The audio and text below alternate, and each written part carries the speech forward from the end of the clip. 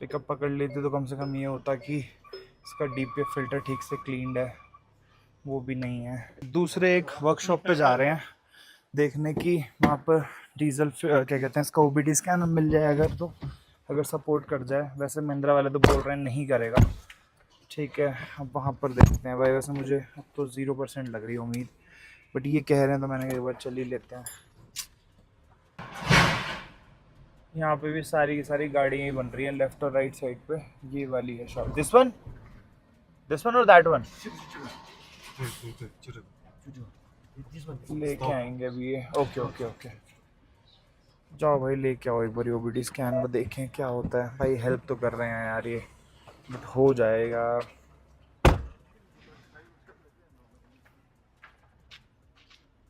मैं भी कुछ बोलूँगा नहीं सीरियसली, बट बहुत गंदे गंदे ख्याल आ रहे हैं मेरे दिमाग में।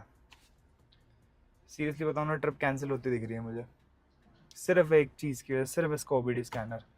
और उसका रीज़न ये है कि ओबीडी स्कैनर इंडिया से आएगा, मेरा सिंगल एंट्री वीज़ा है, किसी और का वीज़ा लगवाता हूँ तो ना ना करते हुए 1 हफ्ते में वीज़ा आएगा, वो बंदा फ्लाइट करेगा आएगा, ना ना करते हुए 8-10 दिन लगने ही लगने मिनिमम।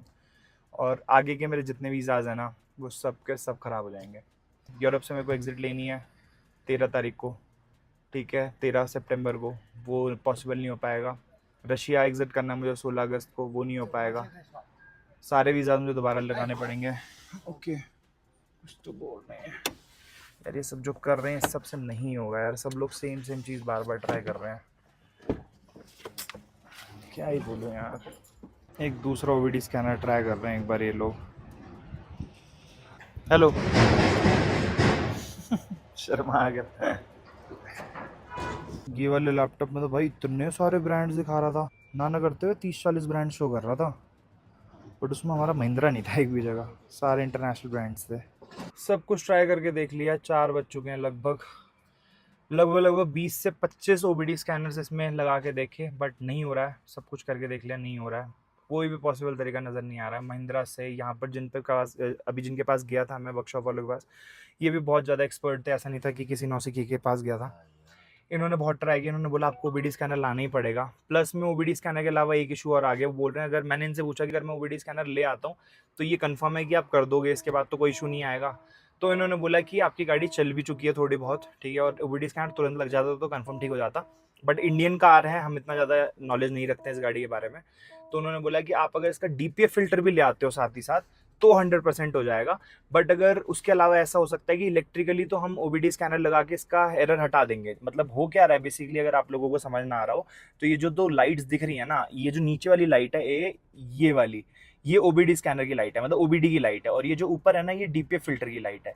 तो बेसिकली होता क्या है कि डीपीएफ फिल्टर अगर चोक हो गया, उस केस में आपके गाड़ी का जो इलेक्ट्रिकल मैकेनिज्म है वो गाड़ी को रोकेगा, वो बोलेगा गाड़ी में कोई दिक्कत है, जिसकी वजह से गाड़ी आगे नहीं बढ़ पाएगी। प्लस में हम इंजन में रेस देते रहेंगे और गाड़ी को हम जबरदस्ती आगे पुश करेंगे, जिसकी वजह से इंजन या फिर गाड़ी अपोज कर रही है आगे बढ़ने से। तो हम लोगों को अभी क्या करना है, इसका मैकेनिकली इसको ठीक करना है, इसका डीपीएफ फिल्टर क्लीन करके, और इसका जो ओबीडी स्कैनर है वो अटैच करके हमको इलेक्ट्रिकली इस गाड़ी को बताना है कि अब आप ठीक हो गई हो और आप चल सकती हो। जिसके बाद ये दोनों लिंक टूट जाएंगे, इलेक्ट्रिकल और मैकेनिकल का, और गाड़ी को जैसे ही हम 80-90-100 पे भगाएंगे हाईवे पे 15-20 मिनट, ये ऑटोमेटिकली गाड़ी अपने आप को ठीक कर लेगी। मतलब जो पार्टिकल्स इकट्ठा हो गए हैं वो सारे के सारे बर्न आउट हो जाएंगे। तो ये यही बोल रहे थे कि आप गाड़ी हमारी वर्कशॉप पे खड़ी कर दो और हम ट्राई करेंगे कि कोई ओबीडी स्कैनर इसमें लग के अटैच हो जाए, और हो गया हम इसको मैनुअली इसको हीट करेंगे हाई टेम्परेचर पे, सो दैट वो सारे के सारे पार्टिकल्स बर्न आउट हो जाए।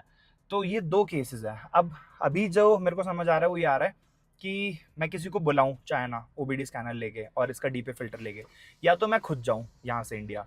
बट मेरे खुद जाने में मतलब बहुत सारे इश्यूज पड़ रहे हैं। अभी मेरे को जाके कैलकुलेशन बिठानी है होटल पे, देखना एक बारी कि वीज़ा डेट क्या क्या पड़ रही है, क्योंकि मैं नहीं रुक सकता हूँ यहाँ पे, मतलब चाइना में नहीं रुक सकता हूँ ज़्यादा, ठीक है, और मेरा सिंगल एंट्री वीज़ा है। तो बहुत दिक्कत हो रही है, कुछ नहीं समझ आ रहा। अभी ये चीज़ छोड़ते हैं, चलो होटल चलते हैं पहले, और मैं जाके थोड़ी रिकैलकुलेशन करता हूँ वीज़ा डेट्स की। बहुत बड़ा इशू हो गया सीरियसली। अभी अभी ताशी के पास फ़ोन आया, the engineer called you right, the engineer called you, okay. तो अभी जिनके पास थे ना भाई, बंदा तो बहुत बढ़िया है भाई वो, सीरियसली मतलब उसने लगभग 2-3 घंटे से हमारा साथ दिया, ठीक है। इधर से उधर घूमा, अपनी गाड़ी लेके भी वो ओबीडी स्कैनर लेने गया, ठीक है। लगातार लगा पड़ा था अपनी वर्कशॉप छोड़ के। और अभी भी उसने बोला कि आप गाड़ी मेरी वर्कशॉप पे छोड़ो, कोई दिक्कत नहीं है, मैं पूरा ख्याल रखूंगा गाड़ी का, सामान निकाल लो निकालना हो तो, और मैं ट्राई करता रहूँगा ओबीडी स्कैनर, और मैं देखूंगा कैसे भी ठीक हो सकती है। तो उसका फिर से फोन आया, कह रहा है कि एक ओबीडी स्कैनर और मिला है, यूनिवर्सल वाला है, मैं लेके आपके होटल ही आ रहा हूँ, और देखते हैं वहाँ पर फिक्स करने की अगर हो जाता है, वरना तो फिर कोई पॉसिबल वे नहीं है। तो देखते हैं, चलो एक और ओबीडी स्कैनर लगवा के देखते हैं। आते ही सबसे पहले इन्होंने बोनेट खोला और मेरा आरसी मांगी इन्होंने। आरसी ये फ़ोटो खींच के किसी को भेज रहे हैं, अब पता नहीं क्या कर रहे हैं, कुछ तो जुगाड़ लिया हुआ तभी इतनी दूर आ गए पीछे पीछे गाड़ी लेके। उम्मीद की किरण नज़र आई है, उम्मीद की किरण नहीं, बहुत बड़ी रोशनी नज़र आई है। अभी फिर से हम लोग वर्कशॉप पे जा रहे हैं। मैं रिस्क ले रहा हूँ एक बहुत बड़ा, बट ये रिस्क क्या पता वर्थ इट हो। अब देखते हैं, और कुछ ऑप्शन बचा नहीं है। मैंने तो फ़्लाइट तक देख ली थी अभी अपनी इंडिया की, आज की फ़्लाइट मिल रही थी।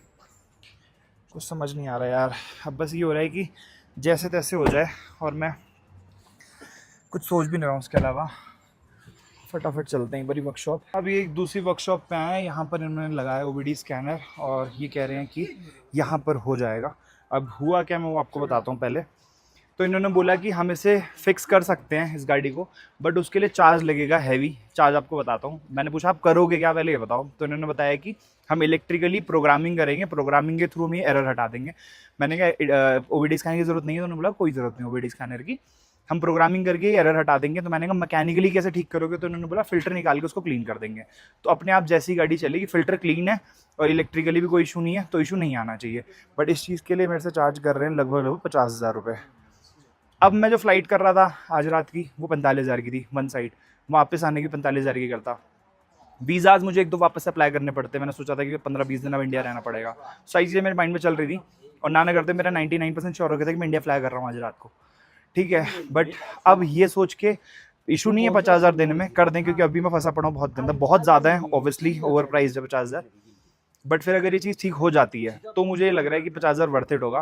बट अभी मेरे माइंड में सिर्फ एक इशू है कि अगर ये अभी कर देते हैं और मैं यहाँ से 200-300 किलोमीटर आगे होता हूँ, तो फिर क्या करेंगे वहाँ पर। तो फिर ये बोल देंगे साफ साफ कि हमने गारंटी नहीं दी थी, क्योंकि इन्होंने बोला कि हम गारंटी नहीं दे सकते क्योंकि इंडियन कार है, ठीक है। बट अभी कह रहे हैं कि हम यहाँ से करके देंगे आपको, ठीक, 30-40 किलोमीटर चलाना, उसके बाद आप पे करना। यार ये पता नहीं यहाँ पर क्या कर रहे हैं, समझ नहीं आ रहा है। मैंने इनसे पूछा कितना टाइम लगेगा, तो कह रहे हैं 1-1.5 घंटा लगेगा।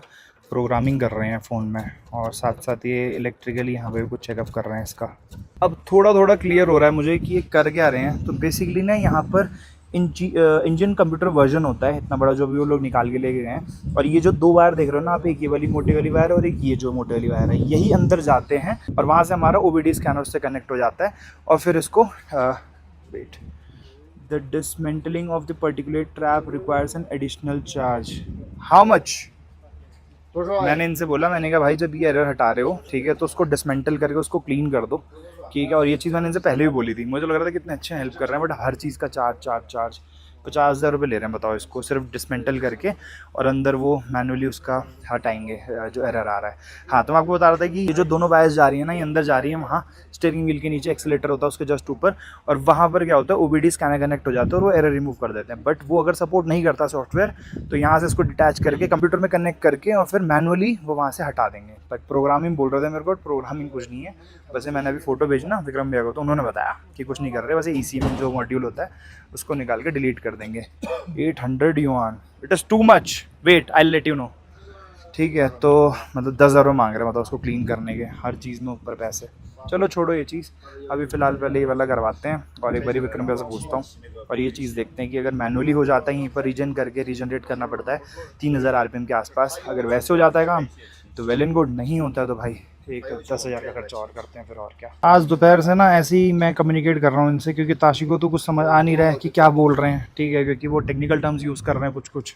और तो ऐसे बात करके मैंने इनसे पूछा कि अगर मैं सिर्फ ये करवाता हूँ, इसका जो एरर रिमूव करवाता हूँ इससे, और इसका DPF डिटैच करवा कर उसको क्लीन नहीं करवाता हूँ और रीजनरेट करवाता हूँ ऑन स्पॉट, मतलब कि 3,000 RPM पे एकदम गाड़ी को इसका एक्सीलेटर दबाएंगे तो ठीक हो जाएगा कि नहीं होगा, मतलब ऐसा तो नहीं कि दिक्कत आएगी। तो ये कह रहे हैं कि नहीं कोई दिक्कत नहीं आएगी और इसी से ठीक हो जाएगा, आपको उसको हटवाने की ज़रूरत नहीं है, वो क्लीन है। उम्मीद की जो किरण नज़र आई थी वो ख़त्म हो चुकी है भाई। हमने पहले जो अभी बताया था आपको, एक्सप्लेन किया था मैंने कि वहाँ से इन्होंने डायरेक्टली जो ECU मॉड्यूल निकाला था उस वो इनक्रिप्टेड है उसके अंदर सारी प्रोग्रामिंग। तो ये कह रहे हैं कि हम नहीं कर सकते उसको फिक्स, आपका इंडियन कंप्यूटर ही लगेगा। फिर भी ये कुछ ना कुछ जुगाड़ कर रहे हैं, बट ये कह रहे हैं कि 99% श्योर है कि नहीं होगा। ये भी कह रहे हैं 1% एक बार के लिए ट्राई कर रहे हैं कि हो जाए। कुछ समझ नहीं आ रहा है। फ़्लाइट्स देख रहा हूँ यहाँ से, बट सारी फ़्लाइट्स ऐसे अजीब से आ रही हैं, मतलब 48 घंटे की फ़्लाइट है। एक तो गोलमुड है भी बहुत वैसे से, मतलब एकदम वेस्टर्न साइड पे टाउन पड़ता है, सिटी पड़ती है सॉरी। तो समझ नहीं आ रहा भाई कुछ भी, एकदम ब्लैंक्ड हूँ। एक तो अकेले में ना ये चीज़ होती है, डिसीजन मेकिंग ना बहुत स्ट्रांगली लेनी पड़ती है कॉन्फिडेंट होके कि क्या किया जाए, और छोटी सी गलती अगर हो गई तो फिर सब खराब।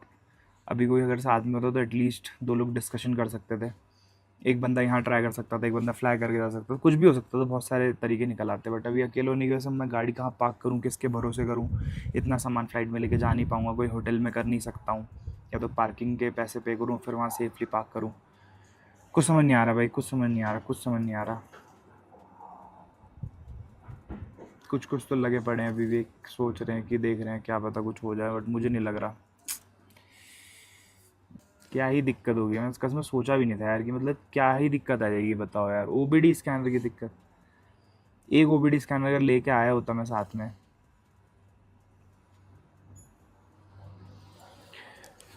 कुछ नहीं कर सकते भाई। अब पछताए होत क्या जब चिड़िया चुग गई खेत। बोल तो रहे हैं कि लास्ट चीज़ एक बार ट्राई करके देखते हैं, पता नहीं क्या क्या तारे कनेक्ट कर दी इसके अंदर, और ये शायद इनक्रिप्शन इसका डिकोड कर रहे हैं। बट कहीं से कोई दिक्कत ना आ जाए यार महिंद्रा में, एक बार ये देखना पड़ेगा, मुझे पूछना पड़ेगा। Tashi, what should I do now? Back to hotel, then you know your brother call you will call Call whom? your brother. My brother to come here with a part, Yes, come to but you tonight. it will ruin my itinerary, you know. Yeah, no, but it will ruin my itinerary. I have to leave China by 7th or 8th of August, you know. I don't have much time. It will take time for visas, flights, everything. I'm in a big problem. Can you understand? Not okay. Can you understand or not? Understand? सही है भाई, मस्ती में बैठे हैं, बढ़िया अपनी cigarette जला रहे हैं जब से। 电脑 वेट वेट 这个电脑版是最新款的电脑版，是加密的，现在要破解密码，破解密码之后把数据一改就好了。 देखो भाई क्या बताया इन्होंने। This computer version is the latest version and is encrypted. Now we need to crack the password. After cracking the password, we just need to change the data. Okay. So how can we crack the? अरे यार इनको तो समझ ही नहीं आएगा।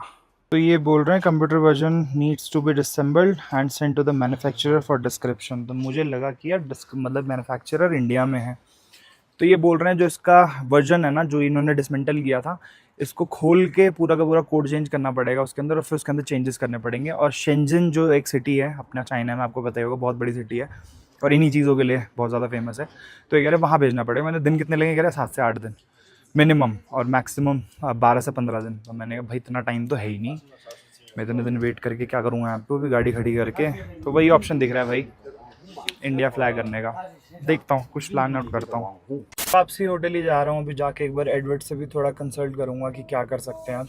और ये बता रहे थे कि इनकी वर्कशॉप पे ही छोड़ दूँ मैं गाड़ी, और ये लोग ट्राई करेंगे तब तक। बट मैंने इनसे बोला कि अगर मैं इंडिया चला ही गया एक बार तो फिर आपके ट्राई करने का क्या मतलब है। मैं यहाँ पर भी आपको 50-60 हज़ार दूँगा, 50 हज़ार रुपये ले रहे थे अभी ये, ठीक है। तो अगर मैंने कहा इंडिया चला ही जाऊँगा मैं, तो 50 हज़ार आपको भी दूँ यहाँ रिफिक्स करने के, इतना खर्चा मैं वैसे ही करूँ इंडिया जाने का, ट्रिप भी बीच में रोकूँ। तो इससे अच्छा मैं ला के खुद ही अटैच करके नहीं हरा दूंगा एरर। कुछ नहीं करना, OBD स्कैनर होगा, मैं खुद से अटैच करके वहाँ पर एरर शो हो जाएगा, वो मेरे को गाइड कर देंगे महिंद्रा वाले। मैं खुद आके यहाँ पर एरर डिलीट कर दूंगा, और इसका जो हाई RPM पे इसको जला के पार्टिकल जो होते हैं उसको बर्न आउट करके हाईवे पे तीज खींचूंगा, सब सही हो जाएगा, सॉर्टेड। बट यही है कि अब 48 आवर्स की फ़्लाइट, कुछ नहीं पता क्या होगा। पहले होटल पहुँचते हैं, मेरे को शांति से 10-15 मिनट लेटना है। सर मेरा फट रहा है दर्द से सोच सोच के तब से। भाई आज ताशी को हम इंडियन फूड ट्राई करवा रहे हैं। अभी बनाए थे मैंने दाल चावल और आलू। Tashi, how is it? Very good. Very good? Excellent. Excellent. Delicious. Delicious. I told you that don't eat noodle. You are going to have a noodle, right? I told you that I'll make a Indian food for you. Very good. Tashi is having chili. But yesterday you told me that you don't like chili. Tashi, And, you are so involved. You are so involved in my food. You want anything else? Potatoes? no. Rice? Nothing? Okay, have it, have it.